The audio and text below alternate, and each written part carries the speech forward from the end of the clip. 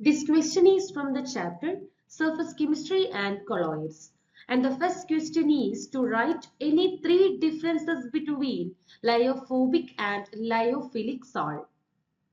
We can differentiate this lyophobic and lyophilic salt based on the affinity, stability, and the reversibility. In lyophilic salt, the dispersed particles have a strong affinity for the dispersion medium, result a stable colloidal system. At the same time, in case of a lyophobic salt, the dispersed particles have little to no affinity for the dispersion medium, making the colloidal system less stable.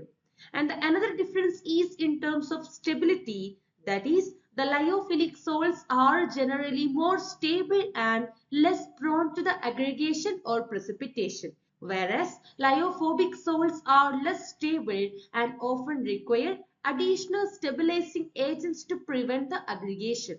And the third difference we can explain in terms of their preparation and reversibility. The lyophilic salt can be easily prepared and are usually reversible. The colloid can often be reconstituted if it is disturbed or diluted. Whereas in case of lyophobic salt, they are typically harder to prepare and less reversible. Once aggregated or precipitated, they are more difficult to restore to the colloidal state. For each differences, you will get 1 mark, so the total mark is 3. And in all question, we need to write the dispersed phase and dispersion medium of milk. Milk is a type of emulsion. Here, both dispersed phase and dispersion medium are liquids. And the next one is to explain the Brownian movement in colloidal particles. Brownian movement refers to the random, jittery motion of particles suspended in a fluid resulting from their collision with the fast-moving molecules of the fluid.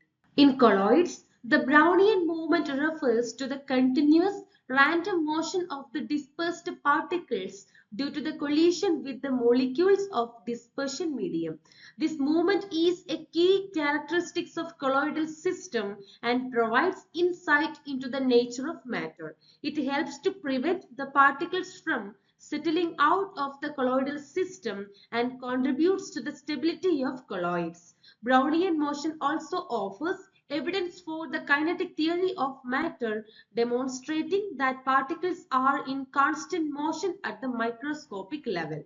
And in the third part of this question, we need to write the reason for how physisorption increases with increase in temperature. The physisorption decreases with an increase in temperature because it involves a weak van der Waals forces. As temperature is increasing, the kinetic energy of the adsorbate molecule increases, making it easier for them to overcome these weak interactions and desorb from the surface. This reduces the extent of physisorption as the adsorbate molecules are more likely to escape from the adsorbent at high temperature.